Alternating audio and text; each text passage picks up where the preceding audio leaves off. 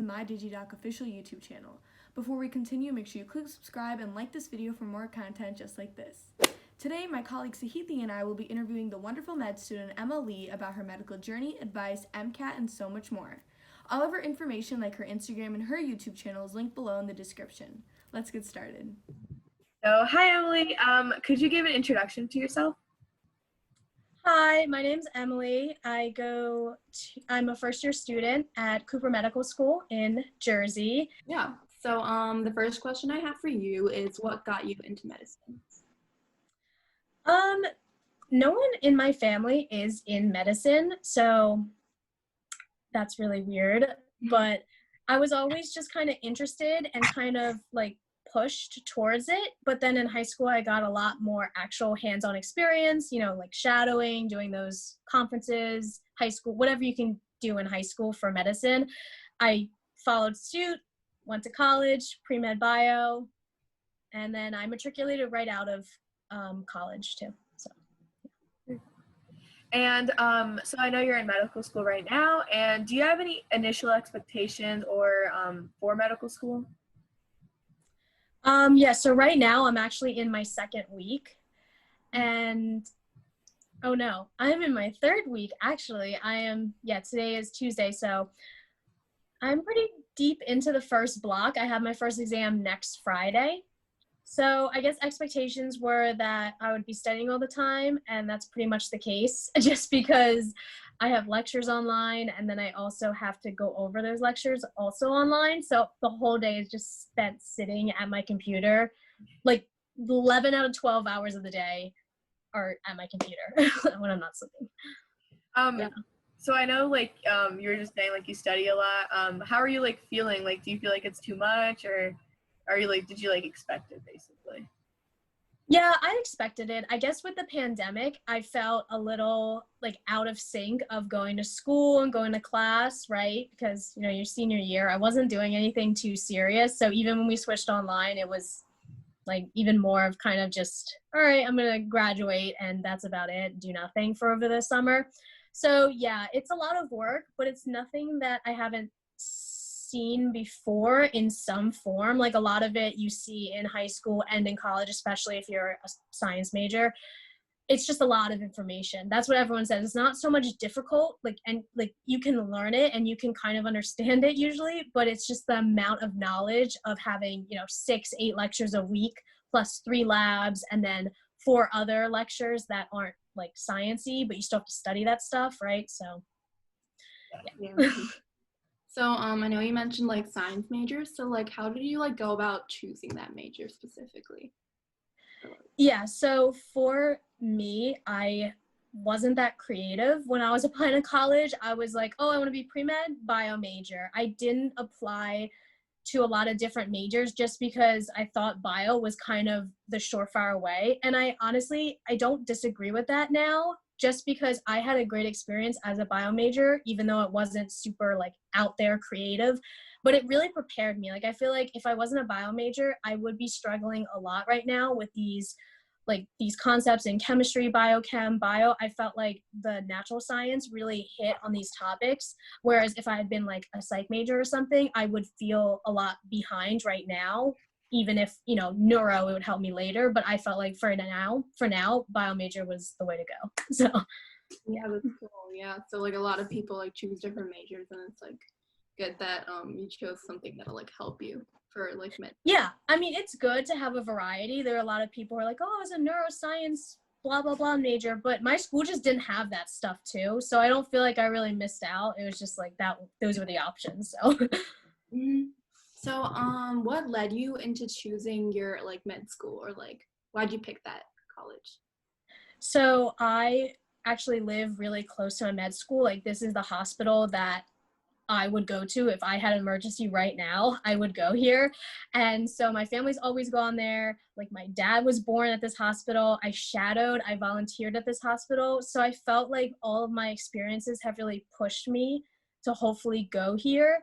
And it's fairly new. I think I'll be the 12th graduating class, but we already won an award with the AAMC for service and dedication to the community. So I feel like we're really an up and coming school, even if we don't have a lot of the resources that more established schools have, it's still not like a brand new school where we have nothing going for us. So I really like that small community and the fact that we're expanding and building, but still having enough of those resources to obviously help us get through and match and all that. It's super cool that you have a lot of history with the building and like really familiar then probably too. Yeah. Mm-hmm. So could you tell us about like one of your favorite like highlight extracurriculars that you've ever done before that you really enjoyed? I guess I would say that the majority of my undergrad experience, so you know how you have like National Honor Societies? Mm-hmm. So in college, you also have those for different subjects. Like there's a chemistry major one. Obviously, I was in the bio one. It's called Beta, Beta, Beta.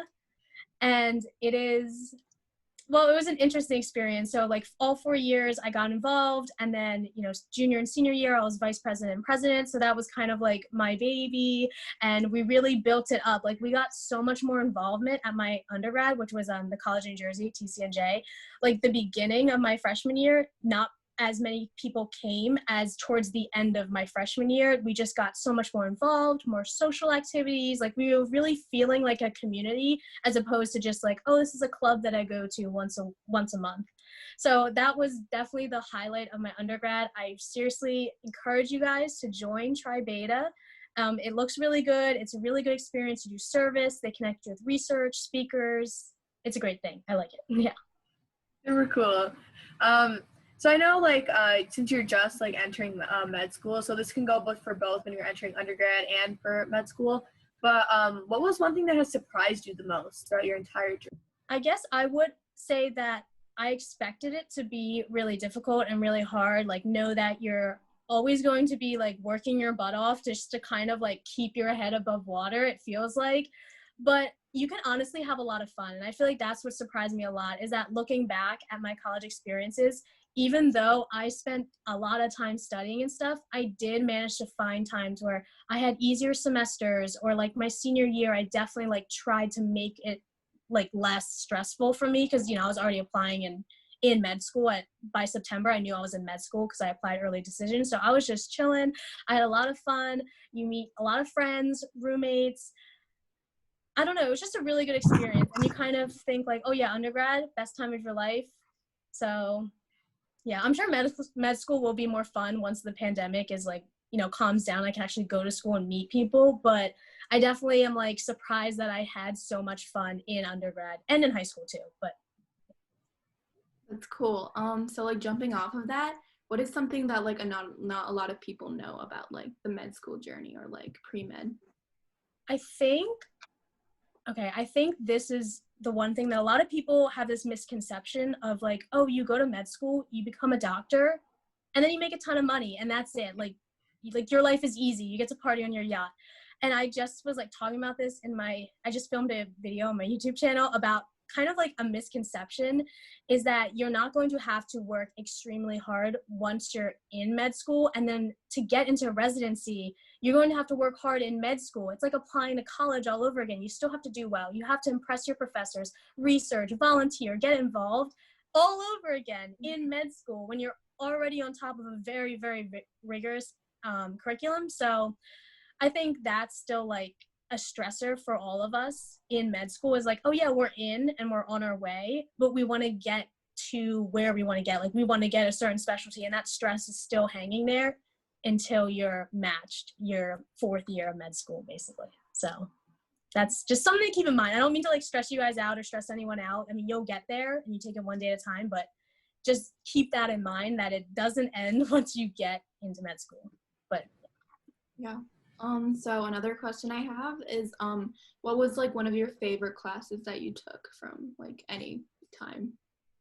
Sorry. Oh, I think medical interpreting. So I was a Spanish minor in college, which I highly recommend that you get a little bit exposure to another language, particularly Spanish, just because that'll come in handy. So like everyone will be like, oh my God, yes, a doctor who speaks Spanish. So I took medical interpreting, and then that pushed me to get an interpreter licensing. It's kind of like a very basic thing. I didn't push it any further because, now I'm in med school. I can't really do any courses outside of class, but it was so interesting to combine that aspect of trying to interpret, which is speaking English to Spanish, Spanish to English, whereas translating is writing. That's the difference.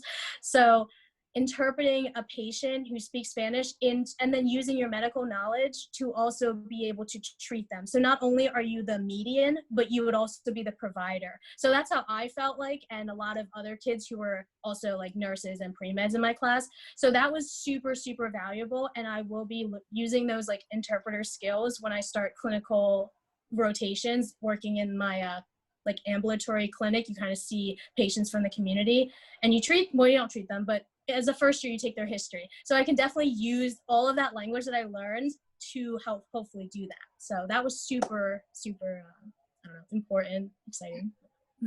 So I know you recommended taking like a language minor. So would you say that like worked out pretty well for you? Yeah, so we don't start clinical until we get our white coat. So in med school, you usually get your white coat after your first exam. So 4 or 5 weeks into school. So once I get my white coat at the end of next week, next Friday, then I'll be doing clinicals starting like September 14th. And then I'll be able to use all that like Spanish stuff and talk to the patients. So I don't know yet. Okay. So what is some advice that you have for high schoolers or undergrads or even other medical students out there based on your experience? Definitely don't worry too much about like the future and all this stuff, because I'm a very high strung person. So I definitely am like, oh my gosh, residency, like, oh, when I'm attending. And I'm like, no, you need to just focus on the now, like focus on the semester, focus on finishing out like your junior year of high school, and just take it one step at a time and just try to get your study skills down for now. And don't worry too much about like, oh, I have to study for the MCAT, like, you know, when you're a freshman in college. Just worry about studying like your classes, staying on top of things, and taking it one step at a time. Yeah, that's super insightful. I always find myself like rushing, planning things like years in ahead, but it's not. Yeah. So do you know any study tips that have worked for you personally well? Like I know it's like varies from person to person, but for you. Right. So what I've been liking so far, I mean, I haven't had my first exam yet, so hopefully that goes well. But so for med school, I've never done this. In college, studying for college and med school are vastly different. So in college, I'll tell you that one thing that helps is going over all the lectures and making a review sheet. I don't know if you guys ever do that, either handwritten or typed up. I think handwriting might be better because, you know, for bio and stuff, a lot of drawing, a lot of pictures, reactions. That's super helpful.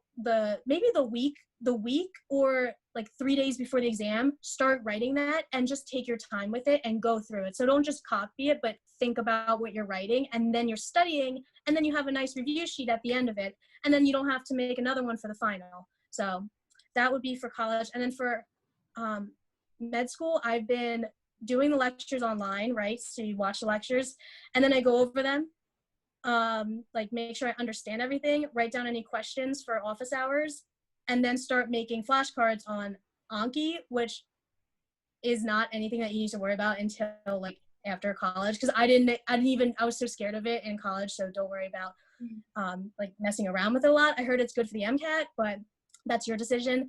It's basically like Quizlet. Have you heard of Quizlet? You guys use Quizlet? Mm-hmm. It's just Quizlet on steroids. It uses this special algorithm that makes sure that you don't forget cards, like you don't forget information. So like if you don't know it, then it shows you it a lot. If you do know it, it tucks it away and you don't see it for like days or weeks or something like that. That's all it is. So yeah, you can like Google it and find out super simple videos, but it's a lot to handle like in like high school and college, I feel like. So I don't know.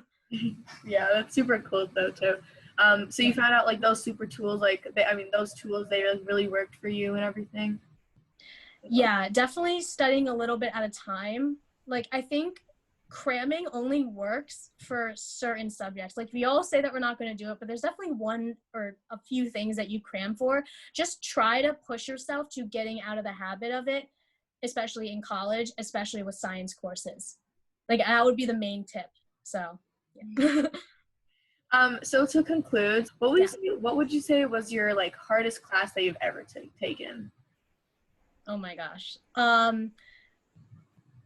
I think it depends on the person, but for me, it all depends on the professor, because it goes to show that I was taking Orgo too, which like, oh my God, Orgo is so hard. Everyone thinks that, but I had a great professor. I mean, he was awesome. He curved, he explained it, he helped you in office hours.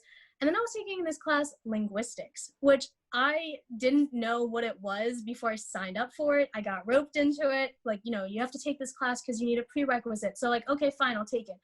Professor was all over the place, horrible. I didn't know what was going on half the time. Like, I wasn't really interested in what we were learning about, where did the word chair come from? I'm like, I don't care. So it was just a really rough time, and I only got through because a lot of my friends were in it. We suffered together. So it depends on the professor is what I'm going to say. Like, some liberal arts classes, like non-science, can be very, very difficult. So don't discount them when you're picking your college classes. Look up the professor for sure. And then just a small note, this is a little follow-up. Yeah. Would you say that your prerequisites are like, would you recommend that you should take them at the beginning or just like spread them out? So that's why I really did like the bio major, just because at my school, it pushes you to take your basic bio your first year with your general chemistry, right? You have to have that. And then you take Orgo, of course, your sophomore year. You have to have that. And then you might also take a few other bio classes, like a little more advanced cell bio. And then your junior year, you're starting to apply to med school, right? So how are you supposed to be, number one, applying to med school, but also taking the MCAT at the same time you're taking classes for the MCAT? So do you want to self-study for something like Physics 2? For like you're studying Physics 2 in class, but then you also need to take the MCAT in the middle of the semester. So it's like, you have to juggle around and see if you can either take a summer class or maybe test out of a few things with AP credits. It really depends on the subject, but you want to get a lot of your stuff done your first 2 years of college. And that seems really soon, but you will not regret it if by your third year, you're pretty much like done. Like, you feel ready for the MCAT, you feel like your classes have prepared you, and then you take a semester that's like easier so you can study for the MCAT, because you're going to be dedicating maybe like 2 to 6 months for the MCAT while you're in school. If you take a gap year, then you don't have to worry about this. You can take a gap year and like take the MCAT during your gap year and focus on that. So yeah. Okay, sweet. Yeah. So those are all the questions that we had today. Pretty short and sweet and everything like that. Thank you so much for coming on. Like, our viewers are gonna love like what you've had to say. I know for sure. So. Oh, I'm glad. Thank you so much for having me. Yeah, of course. Bye.